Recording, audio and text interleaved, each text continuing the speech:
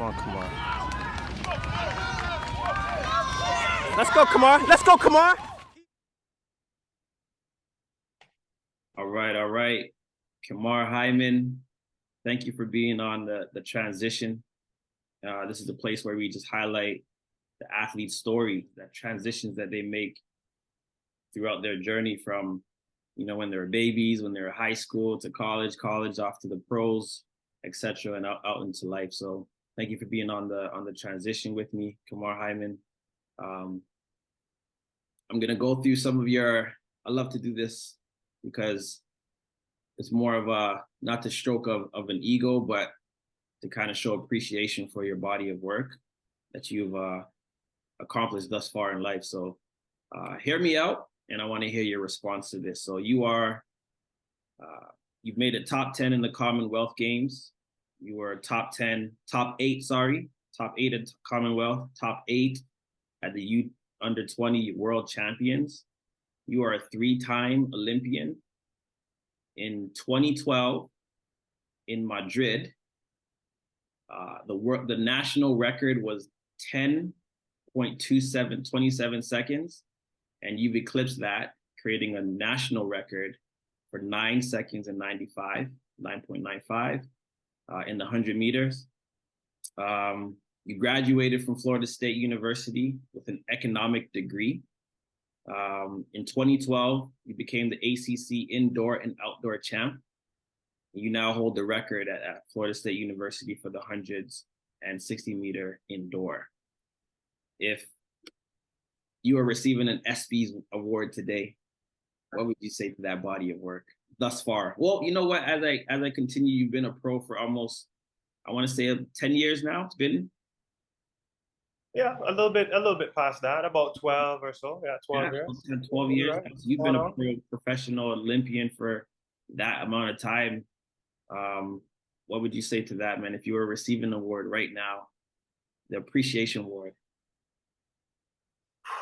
I would say hard work. I would say a lot of work is behind the scenes, and a lot of work I've put in, a lot of dedication, and it all started from a dream. Small dream. I grew up in a small town in the Cayman Islands around 9. So I born in '89, and around in the '90s, from about say 92, 99 to 99, it was no more than about 40, 50,000 people in the Cayman Islands total population. So I've been racing. I had a dream for track and field from a very, very young age, and it started with a small dream, and I turned that dream into a reality, and a lot of hard work behind that, I would say. And to unfold that, we'd have to go into the story, but it was a lot of hard work. Absolutely. And our dreams are, we want to say a figment of our imagination, if we want to say that, or it's actually a reality, like where we're actually sleeping and we're dreaming about, or if we're sitting in class and we're thinking about what we want to achieve in life. That dream, I'm so happy and proud that you were able to not only imagine it, but materialize it in life, and to actually achieve those things that you thought were tangible, but to some were impossible. So I appreciate that, man. Your body of work, as I'm looking at it, man, it's incredible. And for those listening, Kemar Hyman is a professional athlete in track and field, and you specialize, I would say, in the 100 meters. Yes, correct. Sprints, 100 meters. Yeah, more specific, 100. Amazing, amazing.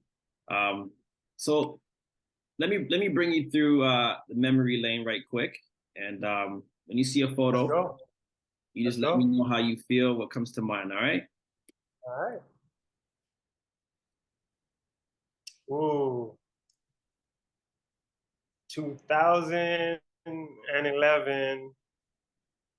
That was my first outdoor meet competing for Florida State University as a junior. Junior Athlete, yeah, as a junior. I was in my junior year here. Didn't really know what to expect. I have my guy right next to me, my training partner, Brian Zingai. He was a professional. Which one? To your right or your left? Well, to my left. Okay. To my left. So he was in the Mizuno. So he basically he was a professional. Great guy. I got a chance to be around. I was exposed to those guys because they were actually training with my university coach as well. So the caliber of my university coach was, he had a lot of stats, and he coached a lot of athletes, and he was one of the athletes that he coached. And I learned a lot from him, you know, just being around him. Great guy to compete with, but he was more of a 200-meter runner. And got a chance to compete against those guys, but it was a good exposure for what was coming, I should say. When you say you learned a lot from him, like what, can you touch on some specifics? Sure. Not rushing my race, being patient at the start. From 0 to 30 meters, I would always rush because I always think, oh yeah, I'm fast enough to get to 30 meters, but the race is not won in the first 30 meters or the 60 meters. It's a transitional phase. So we want to be able to get from 0 to 100 in in great positions, foot placement, hip positions. So it's all strategy and execution.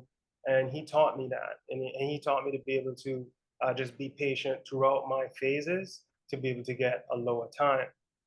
And don't actually think about time if you're going to run a race. So don't actually think, oh, I want to run 9.6 or 9.7 or whatever time you want to run. It could be 10.1, 10.2, 10.3, whatever time it is. Try to think about, I want to win. Now, if you put your mindset to think, I want to win this race at any cost. I have to win this race. Now you're asking yourself different type of questions,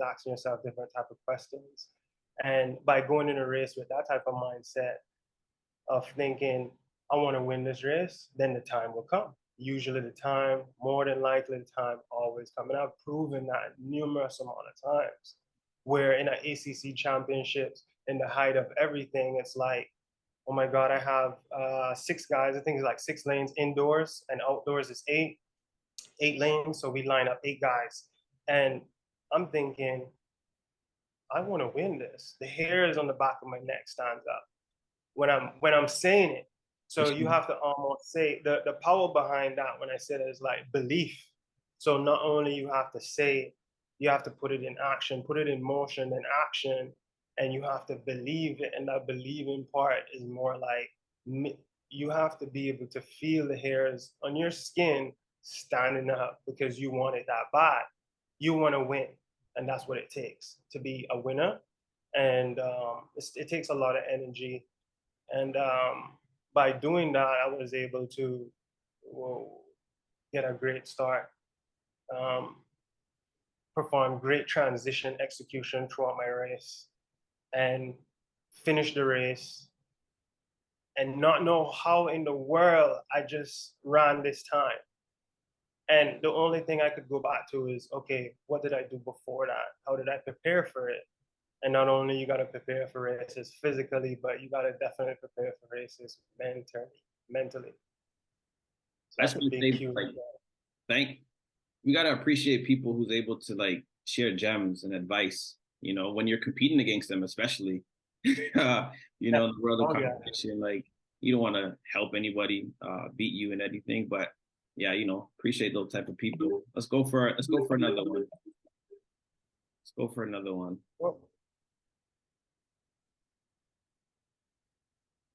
All right. Where is this? Lima. Where is this? So this was in Lima. This was what was it? Oh man, come on. I just went there in 2009. But what Tokyo? games? Is it Pan Am Games? No, this was Pan Am CAC Games. Pan Am Games. We've been around the world. Yeah, I mean, but this actually was in Lima. Was in, where is it? Peru? Is that Lima? Look it up. We can look it up. Let's look it up. Oh my God, I'm so bad. Yeah, you're right. You're right. Peru. Peru. Mhm. Peru. So yeah, so that was in 2019. I was in Peru. I ran for my country there, and it wasn't the best competition I've had, but the losses taught me a lot, and we bounced back from this meet. What I can really remember really was that it was so cold, and I hate the cold, and my body doesn't really perform the greatest in cold. A lot of athletes can attest to this. Sure. Some people run really great in the cold weather. Right. I just happen to not be that athlete. I perform probably maybe from where I'm from, the Cayman Islands. It's nice, it's hot, Of course. but yeah, I had to get used to a lot of the cool weather, especially in school. And also that was one of the reasons why I didn't perform the best in my first year as well. But yeah, 2019, always great memories running for my country, performing for my country, and it was a great experience. I can never forget it. So you were a professional at this point, right? Yeah, I was still a professional at that point, 2019 for sure. Still a professional, still doing it highly in professional. Yeah, high professional. Yeah. Another one for you. Just coming from the Commonwealth Games in 2018, the year before this actually. So right. I got fifth at the Commonwealth Games, 2018. Okay. Yeah. Let's go. Hit you with. Can you see this clearly? Yeah, I can see that one. All right, Mr. I was with the greatest of all times. I got an opportunity to compete against Usain Bolt several times, and man, it was a great experience. Just being next to the GOAT. I've had races where I was next to him, and just a great experience to be. I'm sure just a part of history, a part of just running against him, a part of just competing against him while he was competing, while he's was actually competing in track and field. And now that he has retired, a lot can just a lot of people would have to go back on videos and just watch the amazing races and amazing performances that he's given us throughout the years. And man, like he has inspired a lot of athletes, including myself, to be able to, you know, uh, uh, continue to strive for your goals and aspire to want greater. And I'm sure he still has that effect in Jamaica, and that goes off the ball, and great athlete. And I was just grateful to be in his presence while he was still competing. So very good, humbling experience for me.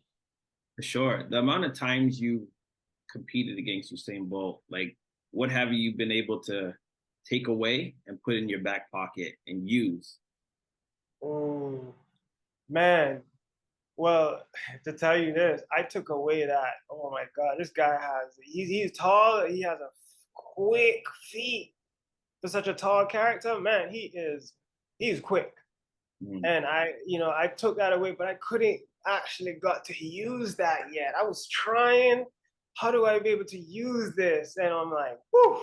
So he was on that level of like, how they say like it's levels to this. Sure. It's like levels to this. It was actually levels to it. And he just happened to achieve the levels that a lot of athletes, majority of athletes, could not be able to achieve in just technique, strength, everything. Right. And yeah, man. I mean, and just also that even though like Bolt, he was always on the scene, but he had this humongous year, this big year from 2007 onwards, where he just kept on blowing up, even though all of that was happening at a very, very fast pace and rate. Sponsors and think about all these sponsors coming at you and everything, and you're such you're so young, you can make a lot of mistakes. And he carried himself very well in publicly, and I always admire that about him. And he tried to always lift the sport of track and field, and try to uplift the youth. And that's one thing that I really admire about both Usain Bolt and not only Usain Bolt, Johan Blake as well.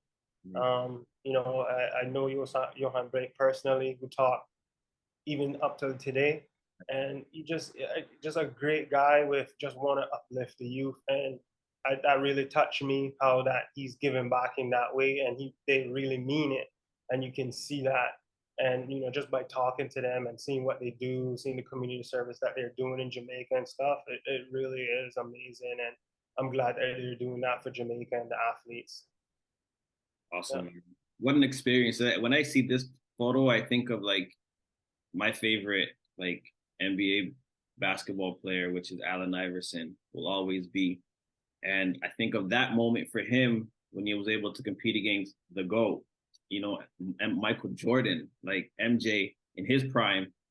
And just that level of like competition, like he didn't back down, but he like attacked it. And I think when I see this picture, I'm like, I know, like you being in the moment, obviously Usain Bolt, greatest, and the amount of competitions that he just shattered and records that he shattered. Like to me, I felt like you weren't in the moment, you weren't intimidated. Like you were ready to attack and compete just as much as he was. If I'm correct or not, you can tell me. I don't know.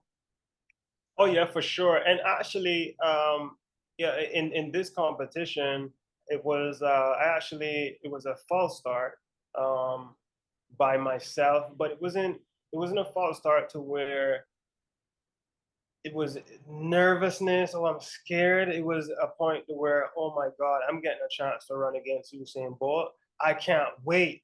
Oh my God, I know I gotta get a good start. So it was something like that where I don't think a lot of people, if you don't really do track or really understand sport on that level, you wouldn't really understand of you know, and it happened to a lot of us. I think 2011 in Daegu, Usain Bolt did the same thing where he just got out the blocks and he was like, man, why did he do that? And you can see the reaction on his face, like, what the did I do that for? But I understand. You want to get out, you want to perform. Why are they holding me so long? Man, let the beast out the cage. Like, let me out. So it was something like that where I wanted to be. I was young, I was fresh. Uh, I was with my sponsor, Mizuno, at this point in time, a great sponsor throughout the years. And I was like, man, I want to do it big for them. I want to do it big for myself as well, obviously. But I want to really be the face, you know, of Mizuno. So just me doing good in this race would be able to probably get me On the map. closer to that. So Sure. yeah, it was a lot of pressure from my country, and to be able to outperform what I did the year before at the Olympics by making it to the semifinals. So Amazing. I got one more for you. anyhow, I won this race. I remember winning this race. Um, it was several years ago. I won it. It was cold as well. I remember it being very cold, but it was also still a great time represent my country as well. Anytime I get to represent my country, um, is really a great feeling to hold the flag up. And you know, I don't get many times holding up the flag, but this time was one of those times where I held it up proudly and felt the moment, you know. And you know, sometimes I would feel a little bit um, out of it because I felt like I had the ability, the talent to be able to get medals, to be able to perform on that level. But I just end up, you know, coming short with that, I feel, throughout my good years, throughout my younger years in track and field. And, you know, I never got to that point.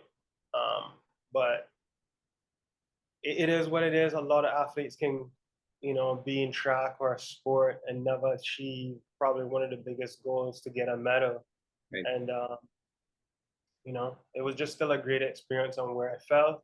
You know, maybe it wasn't my destiny to be able to do that, but I am still happy and proud of the length of time I got to be able to do track and field at a high level. And yeah. That's dope. So you got to bring me through. You got to bring me through because I play ball, but I'm we have some similarities in this regard. Like for me, if I'm getting ready for a game, pre-game, I got headphones in, I got a pre-game regiment. Probably get some early shots up, get some reps up, Yeah. come back into the locker room, lock in for a little bit or relax. You know what I mean? Relax a little bit and then go back out again because the teams are out on the floor as well. Kind of do another warm up, layups, and you get ready. The coach comes in, he gives you the game plan, whatever. What type of music are you listening to for your pre-game rituals? What is your pre-game warm up or pre-run warm up look like? Ah, man. Well, over the years, it has changed a lot.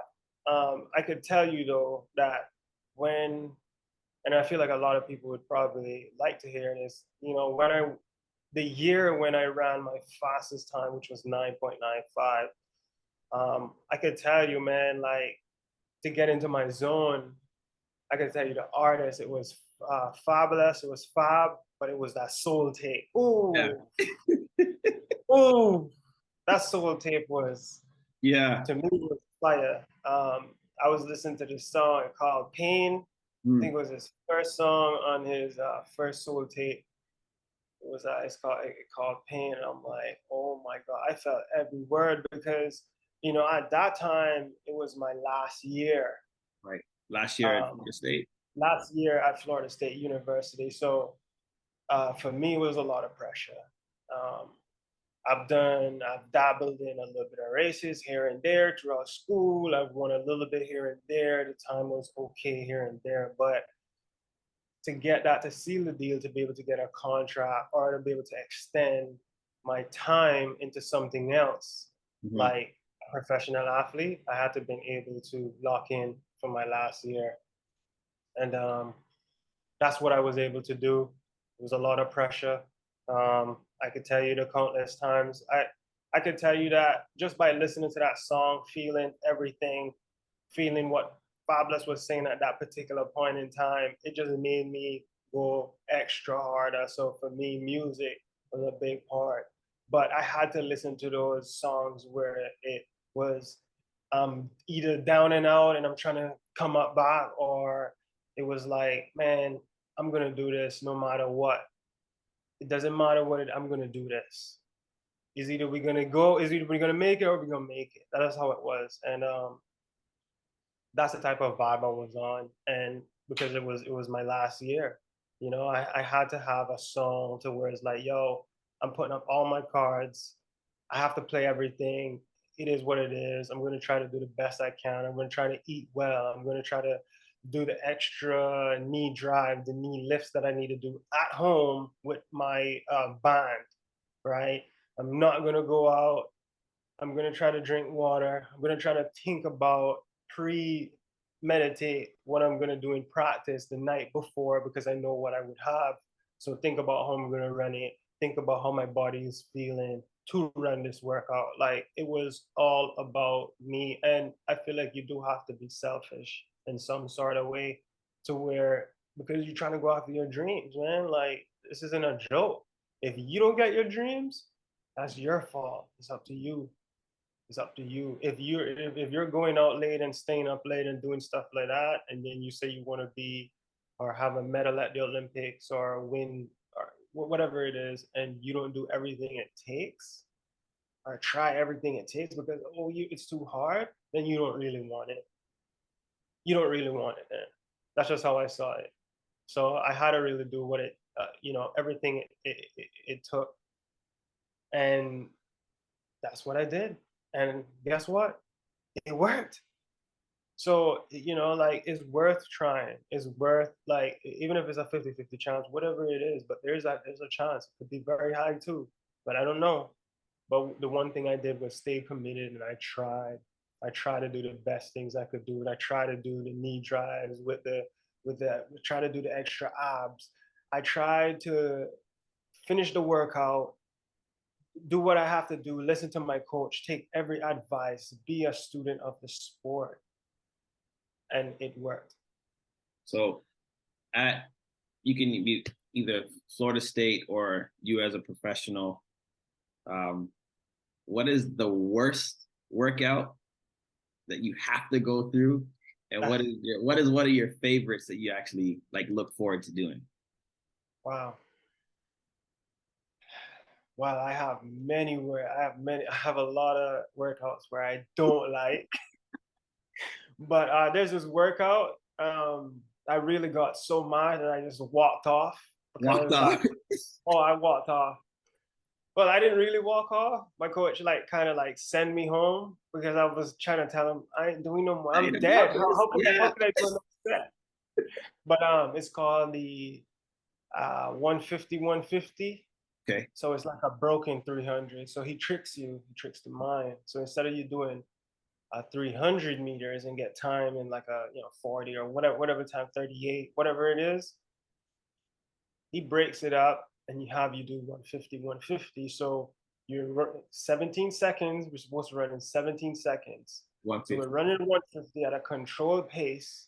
I'm running with a guy that runs 200. Keep in mind, I'm a 100-meter specialist here. Right.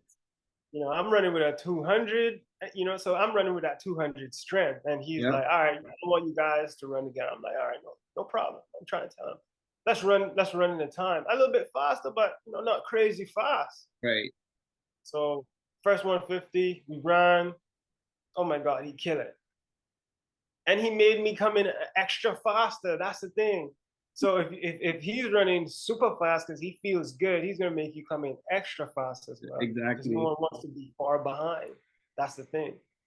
So it's a 150 150. I don't like that workout. That was so hard. You would run a 150 and then you would walk, I think 30 to 40 seconds, and you run the next 150. That's one set. Rest 5 minutes. We would come back and do the next set. It's about maybe 3 sets. That's hard. And so this would be typically like after a long session of workout practice anyways. Oh yeah, so we would have like drills. We'd have like hurdle drills first. We probably have some medicine ball throws. We'll have our starts. We'll have our hurdle drills and everything. We'll have our accelerations with the sled. We'll have all of that, thinking that everything's done. All right, guys, ready? Ready for a running workout. It would always be a scare. I'm not gonna lie. Sometimes it'll be a surprise as well, where all right, you think you're finished, your leg's dead, but then you have that surprise 150 150, and it's like, oh my God! But that's what it took. That's what it took to be great. That's what it took. So what's the one workout you look forward to doing? So one workout is always speed workout, blocks. You're gonna do blocks. You know what I'm saying? I love doing all out 120s. So what are blocks? What are blocks? Okay, so sorry. So blocks would be, you got a partner, 4 people. You line up any line, just say at the starting line, and we would have just starting blocks out. So this is what athletes use to get a good push out the blocks to generate force, speed down the track. So we would have the starting blocks out and we would pair up. And we would always have like starts to 30, starts to 40, starts to 60. And this is just to prepare us for competition, to be able to get the fast twitch muscles working and moving. And iron sharpens iron. So you running with your teammate every single day. That's just same type of caliber you're getting in the competition. And it was crazy because I was in the period of time where I'm with the guys that are winning the NCAA. So I was training with guys that were already winning the NCAA. I'm already training with the winners and the champions at my school. So it was a group of us. At that time, we had an athlete named Goli Makusha, I'll never forget it, ran 9:89 and broke the collegiate record. First time athlete ever broken 9.9 seconds. And it was a big thing. And I was training with him. I was also training with the next guy that ran 10 flat. And in 2010 and 11, those times were pretty huge and could get you big deals. And we're talking about professional deals. And training with those guys every day out of the blocks, it would really get you sharp. So, as again I said, iron do sharpen iron, and just training with those guys and going through those vigorous repeat starts, repeat workouts prepared me, um, you know, mentally and physically. So I would say the starts always every track, every sprinter's best workout. I would like to do. I also like to do flying 90s. So what that is, we just go to 90 meters, and it's just an all out from start to finish, setting up your race, setting up your transition race. Um, just like any race, just like 100-meter race, you would try to set up the positions to be able to finish. Gotcha. And just an all out 90 type thing, but ins and outs as well. Okay. So the same 90 meters, we just basically, instead of running it like at 100%, we're basically, transitioning from 0 to 30 in the same transition you would do, step up, relax, and be able to finish the race with type of like a high knee, dorsiflex type running. Gotcha. I'm sorry if it's too complicated, guys. I'm sorry. That's all good. Actually, I like this. What is your favorite lane to use and why? Favorite lane? I try not to have a favorite lane. I always thought that there was a favorite lane, but if you condition the mind to think that there's a favorite lane, you might just get positioned in that lane that you might not like. And so what's going to happen is that you're already telling yourself you're going to run back. So I try to always distance myself from things that I know that would be a detriment to me in the future. So just thinking ahead with things like those kind of saved me, because in, say, for example, 100 meters, I always thought that the middle would be the best lanes, which it probably is. You're in the middle of the race, you're surrounded, you feel like, okay, I'm going to win this race. This is my race. But I've won races out of lane 1. I've won races out of lane 8, and I've won races in the middle. And,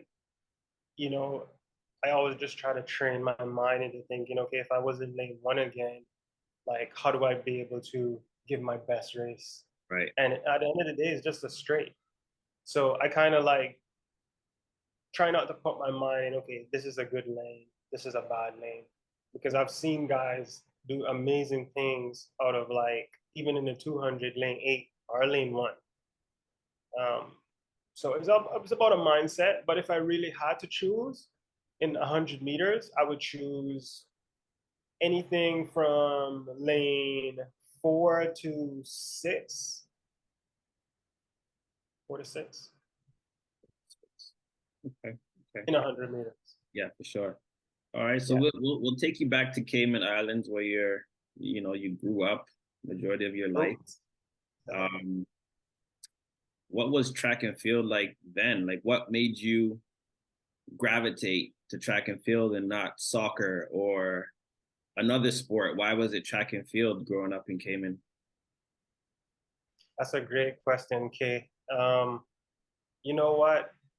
As far as I could remember, growing up, I did a numerous amount of sports, even down to cricket, if people know what cricket is. And the 3 sports that really stood out to me was obviously track and field, just running, basketball, and soccer, which people call football as well. And, I just at a young age, I was studying everything. And just thinking about it now, I was trying to find a medium where, how can I be better at this thing here? How is it really skill, or is it really just paying attention to how I put the shot in the hoop, the right touch, but I know I need to stay relaxed. So I tried that one day. I can remember I was like no more than 7 years old, trying to be able to, we had a bunch of sports competitions, and it was houses. It was called houses, like different color T-shirt houses things. And we used to compete against each house. So each color, each house. Um, and I just remember playing basketball, and I didn't know if I liked it or not. How can I know if I was good or not? And I just remembered like learning it. I'm like, man, I was fast. I was wild because I could run, but I couldn't really understand how to be able to do what other people do, be able to have the skill. So I knew it was about skill, and I didn't know if I had the patience to be able to do basketball. Um, and soccer was something that I tried as well. Fast. I knew I was always fast because they always put me to forward. Oh, Kemar, you're gonna do a forward. Because I would always just be running up there. They would always be kicking the ball, and I would always be the first one there and get an offside. Right. Oh, you're offside. So I'm like, maybe not soccer. I'm not sure about soccer. Yeah. So I was trying basketball. I knew that, just by positioning the ball and just giving that flick of the wrist type motion, I was scoring. I was scoring a little bit more and more. Maybe some shots I would miss, but what I did notice is I was very close. So it might be a thing where the ball might go in and kind of come out a little bit. Right. So I was like, all right, cool. Maybe I could do basketball. I'm not tall enough. So I was like, all right, cool. That could be a big factor. So it just came right back to track and field. So I knew that in my heart that on any given day, I could beat anyone. And I always wanted to race. I noticed that at a very young age. And once I started day by day, hey, you want to race? Beat this person. Hey, you want to race? Beat this person. I'm like, wow, we had a group of people now. Let's race, let's see.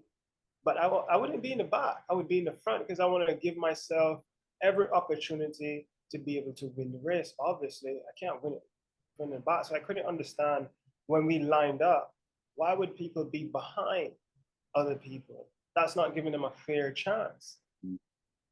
But anyhow, so after I tried those things and I kept on winning, I started wanting to compete against the parents. So they had the parents sports day with all the parents. So I was like, man, I'm gonna run against the parents, beat the parents. I'm like, man. Now this was a very young age, 5, 6 years old. Right. So I took that same energy, and that's when I knew what my why was. It was like, why am I this quick? Why am I this fast? What's this? And I just kept on asking myself, why? And I just knew that there was something more, but I couldn't understand what it was. I wanted more. I felt it deep down. I don't know if it was that I just have to be on the track. I just have to be doing sports. I just have to be running because it gets my mind off things, which it really does. And I can't stop. I love it because it's really, really a thing where it puts me in that meditation state as well too, where I can just go to the gym, turn off, maybe listen to some music and just kind of lift. And it gets my mind off a lot, so which is great. So I would say track and field is one of the ultimate things I realized when I was pretty young, and I really stuck to it. That's when I kind of started to know a little bit more about what I wanted to kind of do. That's awesome, man. So I feel like that's intuition as well. Like it is. Sounds like not a lot of people, or maybe some folks were telling you, yeah, you're fast, and it's kind of like reinforcing your own self-dialogue within. Who were some of the people to propel you to like move you forward in Cayman when you're in your younger ages, to move you forward into from elementary school, to high school, and to kind of fashion and to form you and to train you up? Who were some of those people that kind of saw that talent in you and helped to propel you going forward? Well, I would say most definitely that my brother Maxwell had a lot, which Kay, he had a lot to do with it because at a very young point in time as well, when I was trying to figure out what I liked, what I can be really good at, what I can be known for, how do I get an identity, and that was through track. My brother was also trying to figure out what he liked as well. So it was a point to where he started to do track seriously well. And well, at that time, I thought it was just me, because I was like, no, I started to love it first. It's just me. I did more races than this is my thing. And he got really good at it as well. So it was a flip at one, where I was beating him in races. He couldn't touch me. And then it flipped to where, oh, he got his groove on and he started to just kill me and crush me. Yeah. And confidence is key, man, because I could have gave up. Yeah, for I could sure. have gave up pretty early, but it was that consistent process of being competitive. And he may not have seen it, but for me, I needed it because if I was beating everyone else around me, and now I'm like, all right, cool, I'm out of my comfort zone. Now I'm being challenged. Now I have to make some type of change because I'm being challenged. So with him challenging me, I didn't care about age. People then, growing up, they would always be like, don't worry, he's older than you. Usually older siblings would always beat the younger ones. It's okay. That's all you hear. Yeah. And I couldn't take that. Right. Because why does it have to be like that? Right. Why do I have to accept that? And those were my questions. Like, I don't think it should be like that. Why? So I wasn't listening to the crowd. And so, I was also, and I was also, so I left it alone. It was, he was pretty dominating for a few years and it was crushing me. And it was a time where I started to realize that it was me. I needed it. It was a test from God. It was okay. You say you want this, right? Let me see. Let me put this in front of you and see if you still gonna continue. And just by doing those little things, it made me dig deeper and made me understand, like, yes, I do want this. I do want it. I do want it. No, there's no way.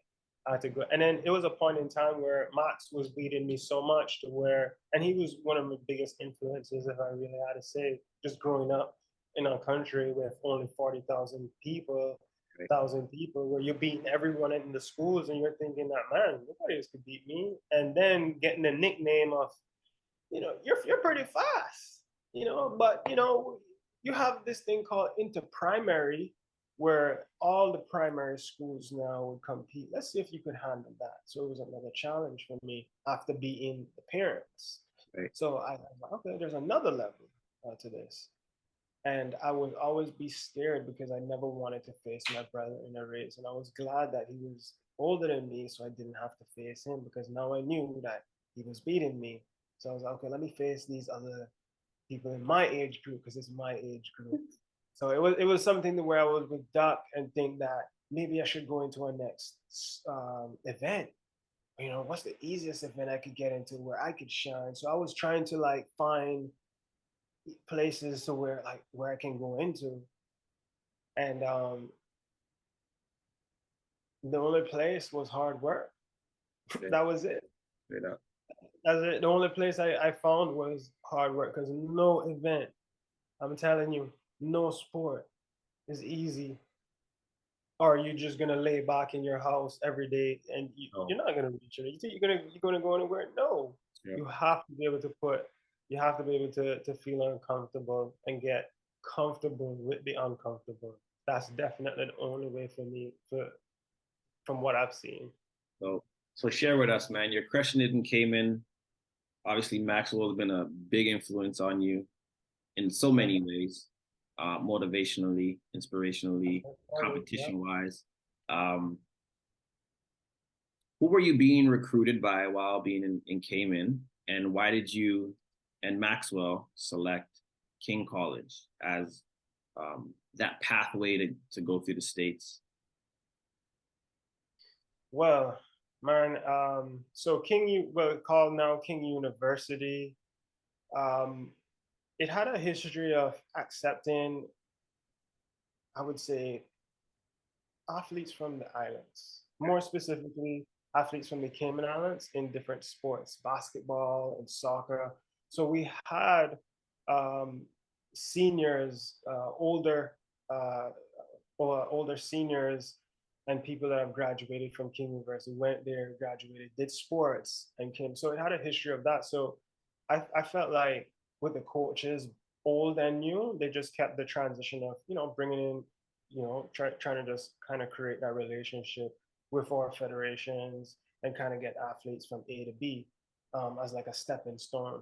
So I did get recruited by the, at that time, assistant coach of track and field, because he did produce an athlete that went over there and won nationals and did amazing things. So he himself knew that, okay, if I can get one athlete like that, maybe I can get more. So he came down. At that time I was running pretty good, say the top of my class in the That's sports, pretty good. everything. That's pretty good. What were those numbers?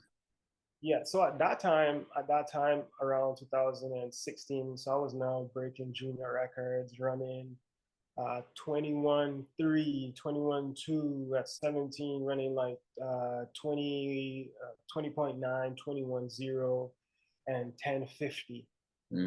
So at 17-year-old in 2007, 6. Right, right. I was running those times. So it's pretty good to go, Division 1 or any school in the US, because I was given some good time. So I knew that I could get a scholarship. Um, but the thing that really held me back was my grades. Right. So I had, my grades weren't the best, but it weren't the worst. It wasn't the worst. And it's based on the skills of track and field and the times that I ran. I was able to now be able to still go over and be able to get a tertiary education and be able to get another chance, which they saw in me, and I got the opportunity to head over there. But the coach gave me an opportunity, and we proved ourselves on the track and off that we could be able to do it. We just needed that extra push with maybe a tutor, and that's what they provided us in school, which every university now, about 80-90% of the universities do provide tutors for student athletes, because they know the strains that a week of exams can have, and a week of also a strenuous workout can have on the mind and the body. So you have to be able to have some type of rest, implement some type of rest week or some type of rest strategy inside your workouts and stuff. So yeah, coach came over there, got us. First step was King University, and we started our first year there, and we came as a pair. So we were brothers, we were twins, even though we weren't. We let them know we were twins. And my brother was doing pretty good at that time to be able to. Grades were much better than mine, Right. and the track and field times wasn't, but it was still good enough to be able to get him over there as well as myself. Gotcha.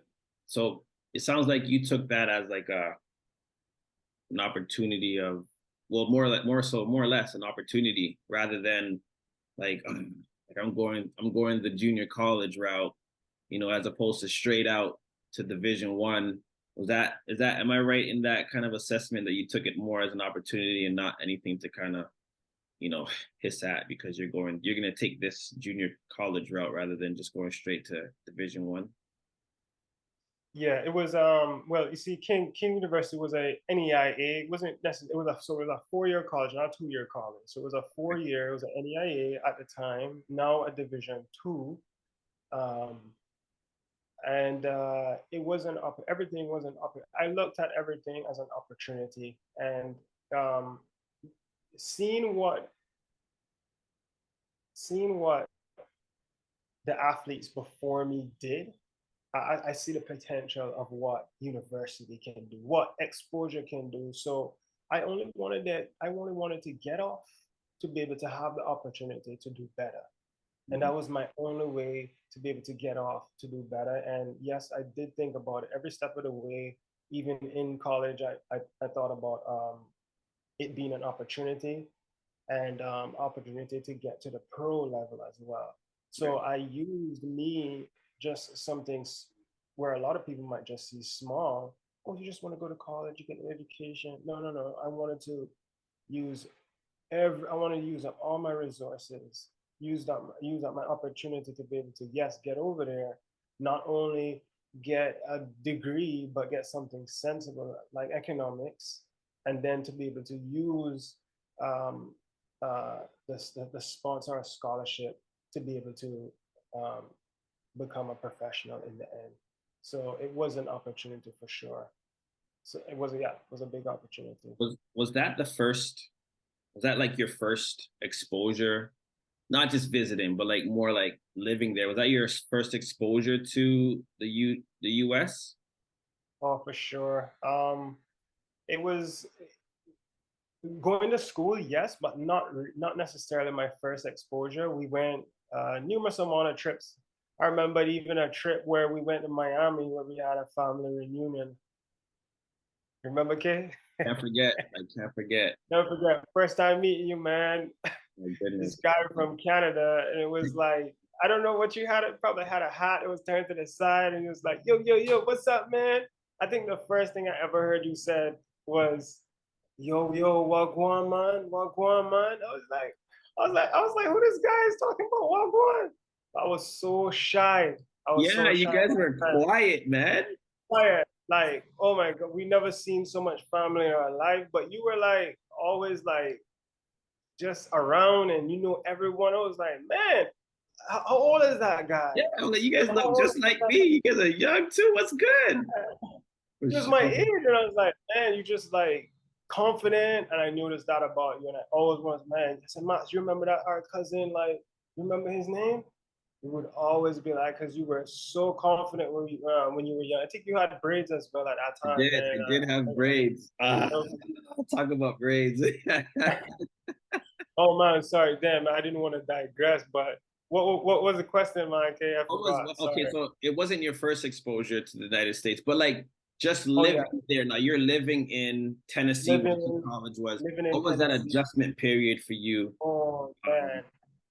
Whew. you go from Cayman, where it's beautiful, it's an island, and you go to Yes. Tennessee, where you get some, more or less four Ooh, seasons. you get blizzards. You get. I think the most difficult part I would explain to everybody or tell everybody is that I had to get used to the weather. Mm, That was really different for me.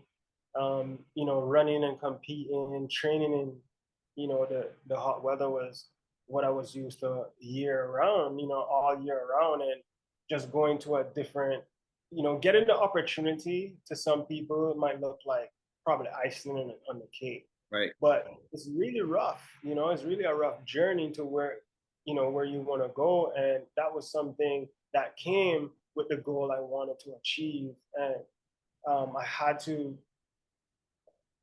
to get used to it. I had to get used to the cold. I had to get used to staying in a dorm. I had to get used to sharing a space with someone. Luckily, I had to share that with my brother. With your So brother, I know, there we go. I know. So a big influence. Big saver as well too. So man, track wise, training wise, there was many times, man, where I had tears in my eyes. Mm, Thinking I don't think I can do this. It was so hard because just feeling cramp. I remember my first workout was 6 200s. I was supposed to run them at 28 to 30 seconds, 6 200s. wow, I think the rest was 2 minutes and a half. Easy. It's supposed to be easy. To me, it sounded easy. It's like, all right. But it was in the cold. sure. And by the time the end of the workout, my last 200, I was around the back. When I'm breathing the cold air coming out. I'm like, oh my God. Like, this is track and field? Is this it? Cramping up on the ground. Oh my God, coach, help. He's like, what's up? I'm cramping. Oh, you're cramping? It was a joke. It was like, you got to toughen up. All right, after you finish cramping up, go get the cones. And then we're about to leave. That's Wow, how it was. wow. So as a freshman, you know, those are the type of things that I was, getting in college, which was actually pretty good. You know, at the end of the day, you know, coming out of all of that, it just taught me a little bit more discipline, and it wasn't a personal thing. Everyone that was a freshman that came in after me, they got the same treatment. So yeah, same treatment. So I had to get used to that, and just competing in it as well too. My performances drastically went down. And now coming from a country, I thought everyone calling me the fastest guy in Cayman. That was my nickname even up till today. You're the fastest guy in Cayman. Oh, you're so fast. Man, Kemar, you're so fast. I'm not fast anymore. I'm getting beat. My times are not, I'm running slower than the times I'm Yeah, actually coming from Cayman with. sure. So I'm coming to the US with faster times than what I'm running now. So I'm like, how can this be beneficial for me? So I said, you know what? That's when I started. That's when my first time, 2008, when I had my first bad season. I had an amazing freshman year. Don't get me wrong. Other than the track, I had an amazing freshman year. But that's when I started to realize, okay, what am I doing? Right. Oh, what can I change? Because that's the only thing you can do. You know, you can change. You can only control things that you can only change things that you can control. Is that right? You can only. Yeah, yeah, yeah. Absolutely. So if you know, like, so things that I can't control, I just leave it. You know, Exactly. I just leave it alone. And you know, I said, you know what am I eating? Am I going out? Who am I seeing? Who am I being around? When can I come off of my legs when I think I'm off? You know, like, I'm not gonna stand up. I'm gonna wait around. So I cut out a lot of stuff, which I realized this was my first time. I realized by doing that little thing. So I came from coming into school, I came from running 1050 as a freshman, couldn't break 1050, 1060. I'm running some very slower times than what I was used to running. From that to my sophomore year, from 10.5 to 10.2, making it to the world championships. So I was running much more faster by just doing small things like not staying up late and not going out, just small things, little things. I saw that it was working. But then not only that, it was something more. I know it was something else inside because I changed my mind. I started to be awake and change. I started to look on things that I'm doing wrong. How can I make this right? How can I give my chance? How can I give myself a chance to be able to get my dreams and goals? And I started to see that in my sophomore year. And I used that same strategy again in my last year, but with everything it took, every beat, every heartbeat, everything. And I used that same, and it worked again. But it has to be everything. You have to be able to realize that it might just be you. Right. How can I now change this? Everything that you can control, you can change. So if you can control it, change it. You can control eating out at 12 in the night when you're supposed to eat at a more reasonable time so it can digest so you can have practice at 4 or 5 a.m. in the morning. Makes sense, right? So that's what I started to do, and it worked. And I started to see little success. So to every athlete out there, if you're listening, it's the small things that's gonna, make you achieve your faster time, or your further jump, your furthest jump, or your highest jump. It's the little things. So that's what it really is. It's the small things that count. The rehearsals of the race you're gonna run, or the training you're gonna do the next day. It takes a lot of energy, but you have to be able to commit. I want to zone in on that because you said you went from 10.5 to 10.2, and you said you changed some small things. Yeah, You know, test, and those small things were off the track. What are some of yeah. the things that were like track related? That some of those small things that you could say attributed to that that difference from 10.5 to 10.2? Was it in the training? Was it in the weight room? Was it, from the coach, the things that they kind of implemented around you in terms of mindset and techniques? Like what talk to that. All right, K man. I remember many nights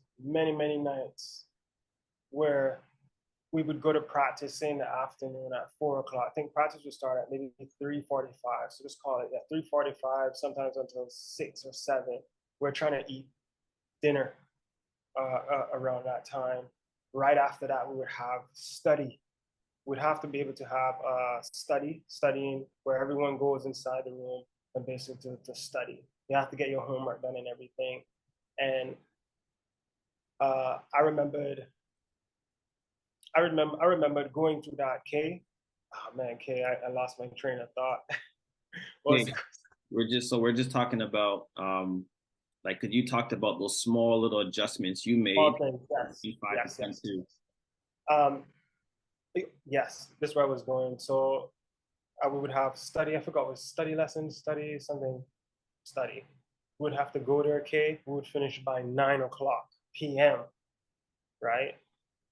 Okay. Keep in mind we still have weights. Right? So I would still go and do weights. I would still go. We'd have the board right there, and I would still go. And you know who reminded me of this? I had a teammate who was back home, and he was telling me, Kemar, you know what you used to do? I was like, what? Kemar, when we used to have studying and we used to finish at 9 and we needed to do weights, right? Right after that, I would just go back, Kemar, just to look and see if you're doing it or to see who else is doing it. And I would always see you inside there. And he told me, he said he would look at me and be like, Kemar isn't there. I'm like, what the hell is he doing? So I would always be able to finish it. Because I'm thinking about it like this. How can I really say I've tried everything in my power to be able to go after my dreams and goals if I have the time to be able to finish my workout? Does that give you a fair chance? I really made up my mind. I'm like, you know what? If I'm going to go after this thing, right? You can't tell me that you don't have time to do weights within I had maybe a 50-minute period. You can't tell me you don't have time to do that because you did. It's right there. I did it. So those little things started to add up, got stronger. And it probably got stronger, but my mindset, what I wanted, everything started to work in my favor. The universe started to give me everything because I said I wanted it. And I was doing the things. And in my mind, I was like, man, no one's looking, but deep down in my soul, I felt like I really had to do it. But why? Why did I feel like I had to go back and still finish with just a weight room, get in my abs, and now it's 10 or 11 o'clock. Now I have to go to sleep and wake up at 8. Why am I doing this to myself? Why? I don't have to do this. Like, no one's gonna know if I just not do it like I said, dude. Right, no one's gonna know. No one. I always knew it was gonna affect me. No matter what, it will affect me at the end of the day. And that's, if I was a coach, that's why I would relate to my athletes and let them know, like, no matter what, even if you think that you're doing it for me and you're hiding, you're doing it for yourself. It's only going to show later on. And if you want to become who you say you want to become, then do it. I'm going to hold you accountable. Do it. Let's go. And like, you got to kind of have that mindset. You got to be a different person, in my opinion. There's no way you can be the same person and achieve the goals that you say you want to achieve. And you're telling people around you, and they're looking at, man, that's big goals. When you try and go Olympics, that's big. Because they know that it's not that, yes, it's hard, but it's not really that. What's hard is that, gosh, you're going to be waking up every morning doing it, or you're going to be eating this type of nutrition. That's the hard part that they really want to relate to people. It's like, man, the process of it is hard. Sure. So I feel like a lot of people chicken out or really don't try. Right. And see what could happen. If I didn't try, I would still think that I'm only the fastest guy in the Cayman Islands, and everything would be okay, that people would remember me as that type. Like, it's okay. It's okay, man. It's okay. No, it's not okay. It's not okay. So we realized there's an adjustment period in King College. You ended up getting a scholarship to Florida State University. Congratulations on that. What's your mindset? How is your mindset at Florida State? And at what point did it click to you that you could go pro with this? Well, as I said, with the athlete that I was the first picture that we pulled up, he let me know also the type of gems that he was giving me is an insider of how the system works with professional athletes. And hey, Kemar, you gotta run, you gotta be competitive at this certain time. You gotta run 10-10, 10-0. They're looking at that, you know. Are you approachable? What's your image like? So he was letting me know at my junior year how to be able, how to be able to sell myself to these companies, and that was the idea then. At that time, I did not know even know if I was going to make Olympics. I'm trying to run fast, but still in my junior year, it felt unreachable because I didn't run anything fast really. I just ran 10-2. I made it to a world championships in 2009. Great. But I really didn't know if I could have become a professional and what that took, how to be able to get on a contract, a salary, how to be able to do this at the highest level. And, just listening to other professional athletes around me with certain gems, okay, you get gears and stuff like that. I still didn't really think that it was, I could achieve it. I knew that I wanted it. I want to go Olympics. I tell myself every day, but if you really look and at the times or the standards that you have to hit, it's like, oh my gosh. But in my last year in university as well, I just took it to another level. The same thing I was telling you, where I just tried everything in my power to be able to do the right things in order to go. The first time I ever knew that I had a shot at this thing was when my first race indoors. I ran the national record. My first race. What was the record? From my junior year to the senior year, something similar to me coming from the US 2008 at King University, and then getting into my sophomore year, and then because I left right after my sophomore year, within that period, and it was the same thing. I did 2 years in King University, and then 2 years at FSU.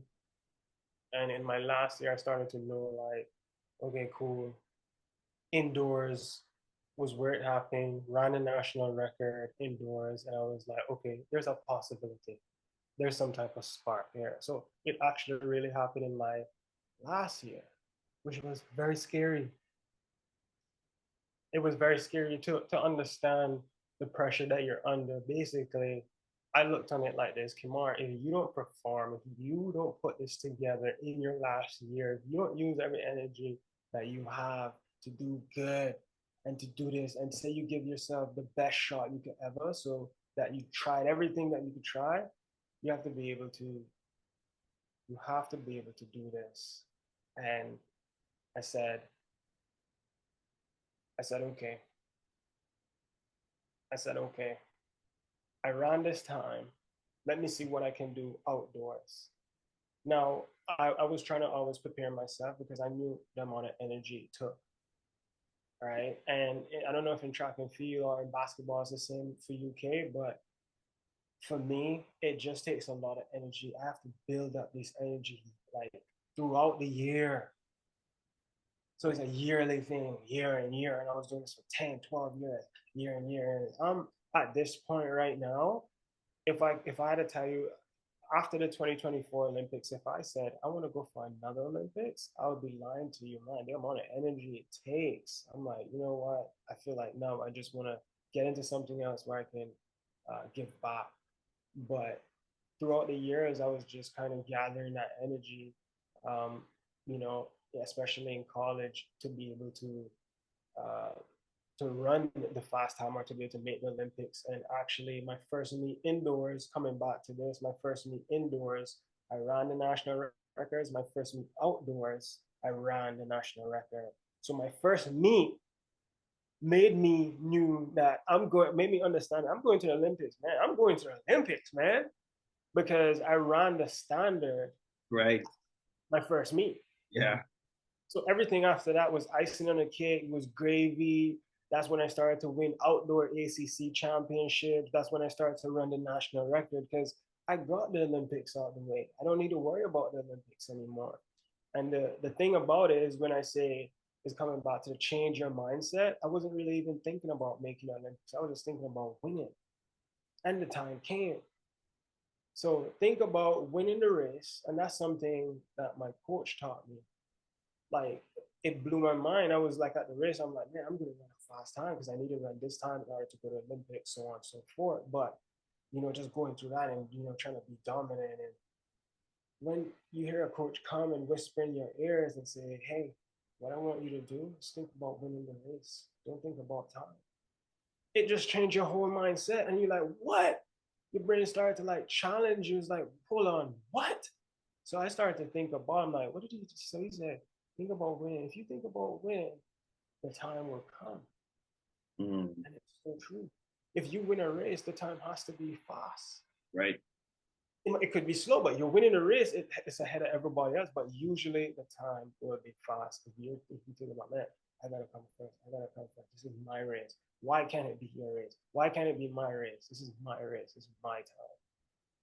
You have to be able to get that right start, to be able to give a good transition, to be able to do everything right. Because you want to win the race. And that's what it took. A lot of energy, a lot of focus. And I feel like whoever can focus the best wins. Bro, have you had a I made it moment? Like I made it. Pardon?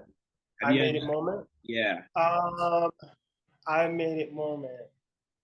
No, it wasn't. I don't think I ever felt that. It was more of, well, I if you say it like that, I would say in a way, yeah. When I won the ACC championships, it was something like, thank you, Lord. I'm glad I did this. Like I need this. I needed it to build my stats in order to present to these sponsors to be able to have a shot at being a professional. So while doing all of this, I was like thinking, okay, that's a check to build my stat. All right, that's a check. I win this race. That's a check to win my stat. So I could have somebody represent me to be able to go in, let the issue come. This is what he's doing, and this is the potential where I think he would be going. So you got to sell yourself. So it was a lot of pressure, like especially in that area, and just by winning, running a good time, and doing those little things, it was always a check off. So you never wanted to do bad in any race, especially your last year, because that's where the agents are looking. So I knew that just by running my first race and qualifying for Olympics, now it put me in the realm of like, wow, now agents could start, I could start looking for deals because I already accomplished going to the Olympics in the same year where I'm basically just blowing up.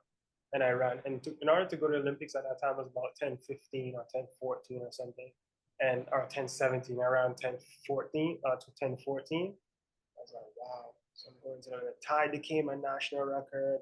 My second race, I broke the Cayman national record in around 10:0. And it was like, wow. But I knew why. So everything started to come back to me. I'm like, wow. And it wasn't over yet. I'm like, you know what, let me see what this whole year can do. At the end of the day, I realized that it all started from what I was doing, from the point where I started to tell myself my nutrition had to be good. I had to just finish that gym, weight room, finish strides, finish the stretching, certain things like that. I knew I had to do along the way to be able to get to this. And those are stuff I would say athletes should be able to look at, is what I did from the start, where it changed, what my mindset was, what I want to accomplish, because it's not easy. You can't say you want to be this type of athlete if you don't try everything in your power, at least 98.9% of the time, every day for 1 year. Try it. If you can't do that, then you don't want your dreams that bad. There's no way. You're only doing it for 365 days. And remember, each day you miss something against you. You want to be able to count those days and add on to those days.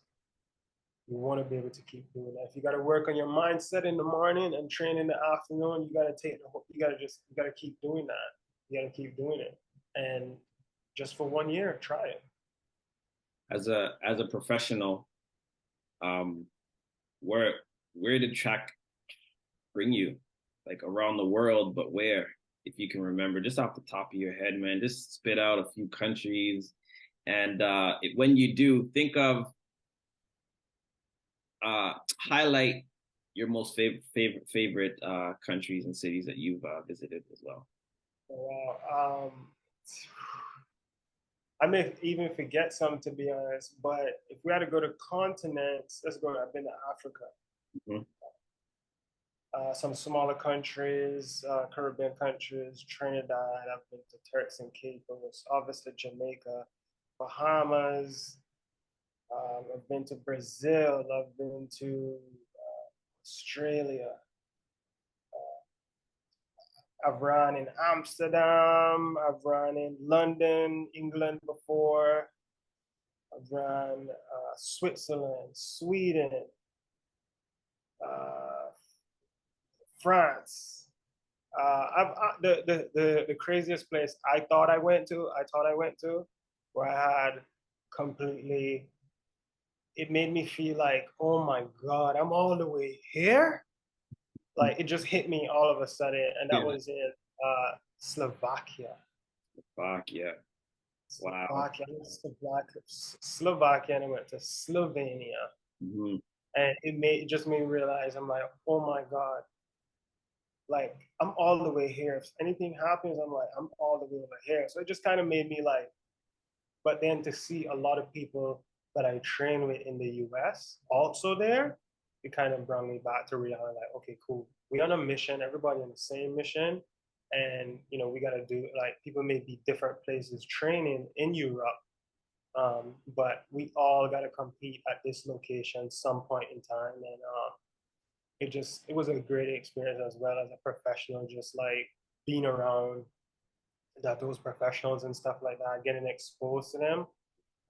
One of my biggest regrets, I feel like, would be not socializing more with just well-known athletes, coaches, just to get knowledge and information and stuff that would stuff that encourage them to be able to reach their goals and stuff too. Like I never really got an opportunity to really go deep within each certain athlete story, but it was okay.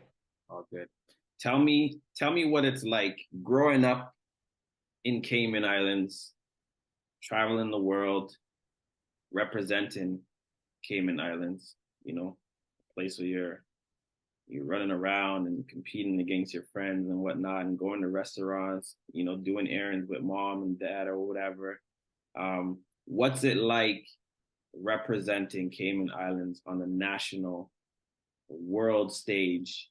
What does it mean to you? What is it like, man? Express it. It gives me a sense of identity, I would say. It gives me hope. It gives me a chance to shine, a chance to, it almost feels like I want to be able to put Cayman on my shoulders. I want to be able to make them proud, and not just the whole Cayman Islands. Seeing that it's so small, I'm like, man, Johan Blake actually said this to me. We were sitting down talking, and the one thing that he said, his how can I explain it? His drive is unbelievable.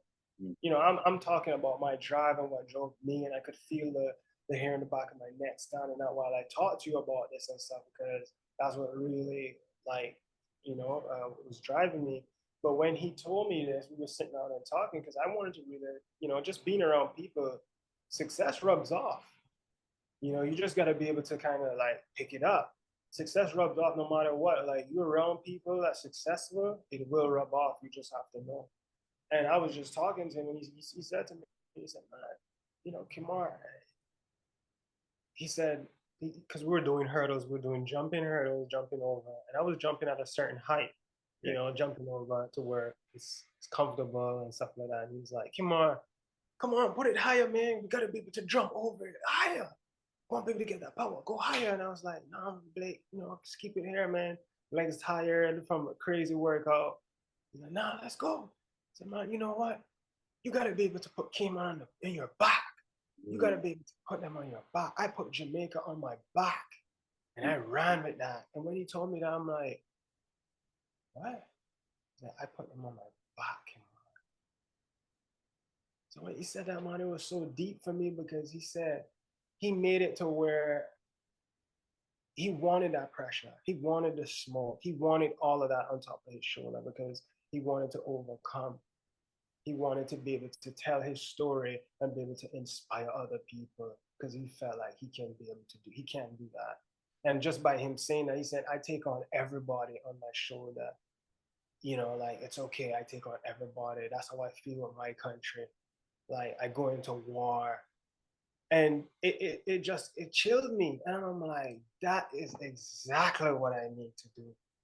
I need to be able to take Cayman and put it on my back and just to do my own thing, find a way how to do my own thing by inspiring, by telling my story, by being able to just figure out things, how to be able to just kind of let people know how my energy is and being able to kind of direct that energy in the right place so people can feel it and see it. And that's what he done to me. And it all starts with that type of energy and enthusiasm. If I'm happy about what I'm doing or what I can do, I feel like other people would be in tune and be like, you know what? This guy is enthusiastic, man. Look, he's telling me the story, and I'm a believer now. So that's now how I want to be able to transition. Say, for example, to a younger athlete that may need help in that specific place.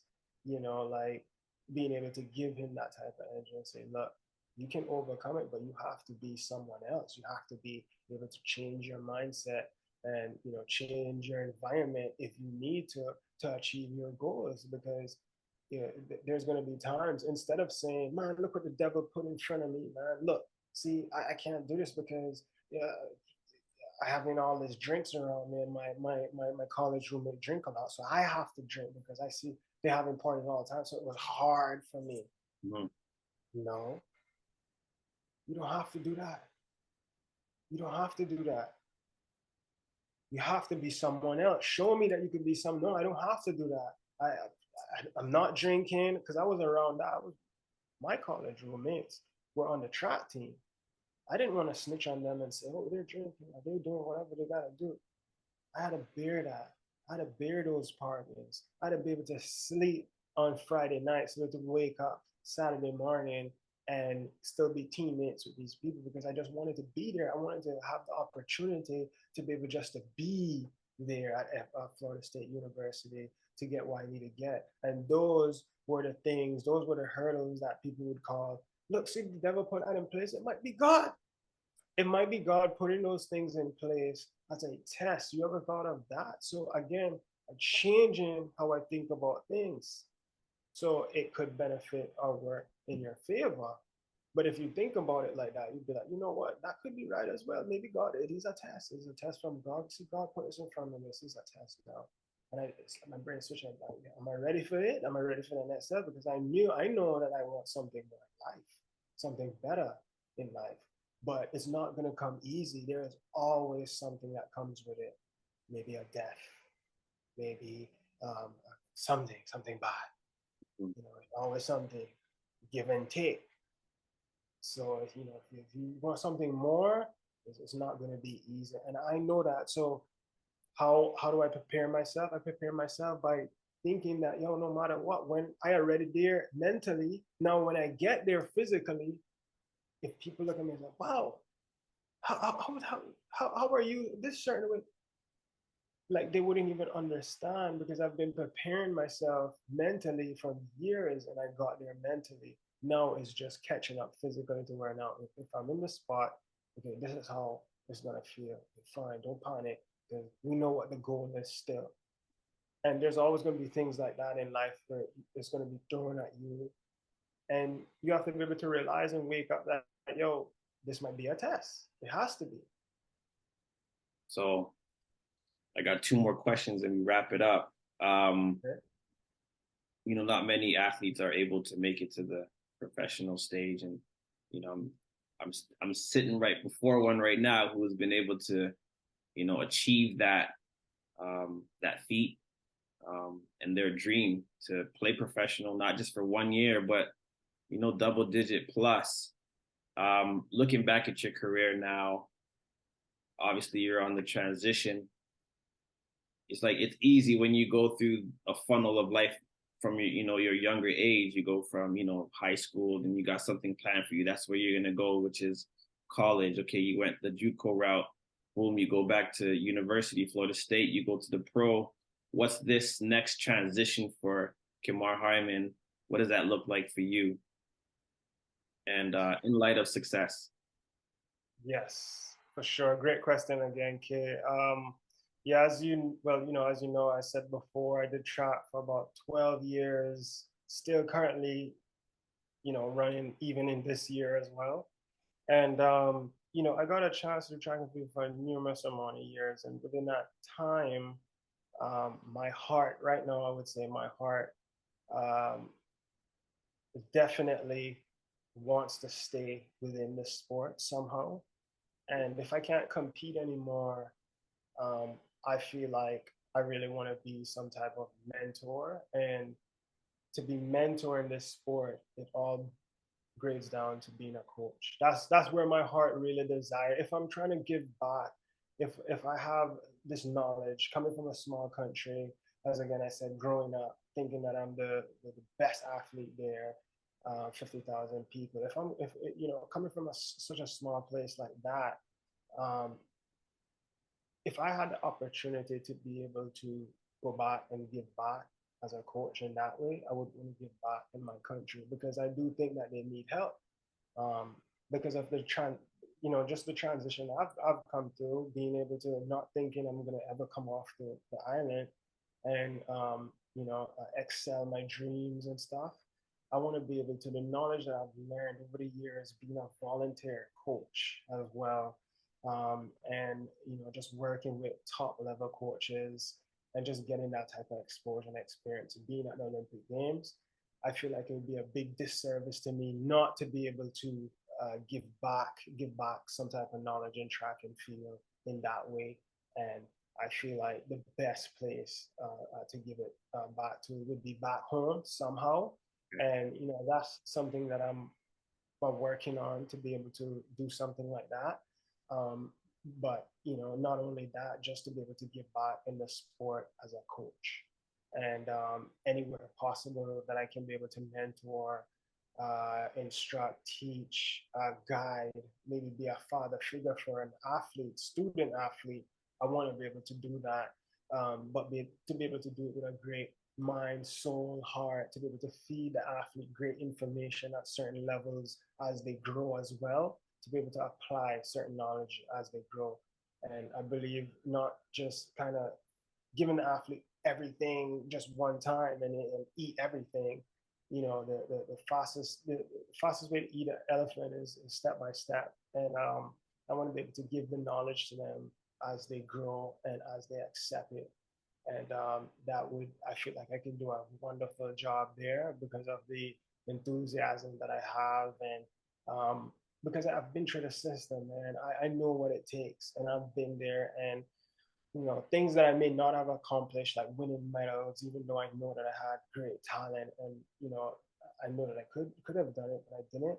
Maybe I can now learn more, a little bit more, being on the other side and applying that and giving that to the athlete, everything that I know, so he can be the best or she can be the best they can be. And I can do that through coaching for sure.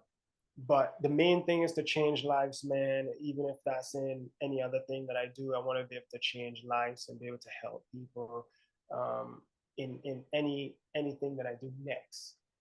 So just like I was able to inspire in track and field, or to be able to inspire younger athletes in the Cayman Islands athletics to be to want to do great, to want to do better, to know that things are possible, then helping is the way to go. Helping is the way to go. Awesome. So that's why I really want to do it. The more and more I was around you, obviously I already know about your accolades and what you've been able to accomplish throughout your career, just the wealth of knowledge, and from an experiential perspective, and from what you've been able to learn from, like you said, your peers and coaches, etc.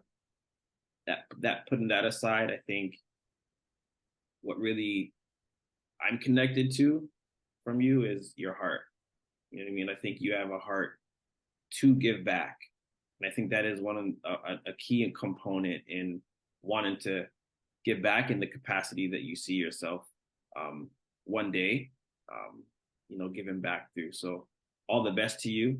And my last question is, well, it's really not a question. If you're a 20-year-old athlete right now, what kind of advice would you give to that person if they were in front of you right now? Like just know that the biggest mistake you can make is not trying.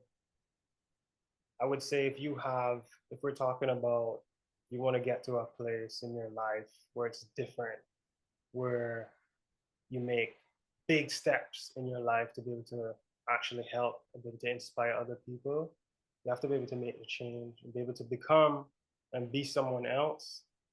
But you have to be able to go through the trials and tribulations. You have to be able to go through the adversity to tell your story. That's the only way to do it. So just continue committing to whatever you're committing to, if that's what your heart desire, because I feel like a story can really be molded out of that and be able to inspire someone else to achieve their goals and dreams. So we want to continue that domino. I want to continue that domino effect going, that positivity. We need that. We need more of that in the world. And as a 20-year-old, a lot of 20-year-olds would want to give up on certain things at that age and try new things. But I believe in, when people tell me, oh, I can multitask, I can do this and text this person or text to it. I thought I could have done that too. But when somebody really pointed out to me and said, there's no way. You have to be focusing on that one thing, putting all your energy in that one thing to be able to get, I feel like, the most out of it. So, continue to believe, continue to want more. And, you got to commit, man. You got to keep that commitment. Continue to wake up every day and go out there and keep going after your dreams, because, again, the biggest regret is not trying. So don't ever let anyone tell you that it won't work, it can't work. That's false. And if you listen to them, it would be your fault. So, I know a lot of people, even now that I talk to, that would tell me, I wish I did, or I wish I did that. And I always ask myself, then why did we just, why is it always, I wish I still continue doing what I had to do. And people always choose not to do it. You only have two options, to do or not to do, but most people choose not to do. The hardest part is to do. So continue to do, so you have a story to tell. And the story will change lives. It's within the story that change lives, within the journey. You have to be able, that's why everyone has their story. Everyone has their own story, their own journey. But that journey is when you make it. And I feel like the journey is to inspire. The journey is to inspire, good or bad. You could have a bad journey that would inspire someone to do bad. Just say, for example, my journey is to do good in the world and to help people. And I want that to be able to inspire other people to want to lift the country, especially Cayman, up high, and know that, us small Caribbean, coming from a small country, we can do it, and we can be able to inspire around the world. So that's what I want to say to that young, talented 20-year-old, to just continue. Let's continue on the pace that you're on, and it's going to get tough, trust me. There's going to be a lot of hurdles, but if you stick on the road, you'll be able to tell your story one day, and you'll be able to thank yourself, thank your future self. Man, thank God I did that. Thank you, Lord. Oh, I did that back then. Don't regret. Amazing, man. Thank you, man. Kemar, the Olympian, fastest man in Cayman, a record holder, record breaker. I appreciate your Cayman's time. fastest man. That's the title. Fastest man. At least for now, I'm still Cayman's fastest man. Well, that's the title. That's the title. Thank you Until they so much break. for your time, man. I appreciate you sharing and highlighting your story. I'm pretty sure someone will be uplifted and encouraged and will be able to take from this. So I appreciate you and the gems and just sharing, who Kemar is and what you've been able to accomplish thus far. So thank you so much and all the best in your transition, whether that's being a coach or not. Obviously, I'll keep tabs on how you've been doing. For sure. Okay. Appreciate you, man. Thank you so much again. Sure. It's love.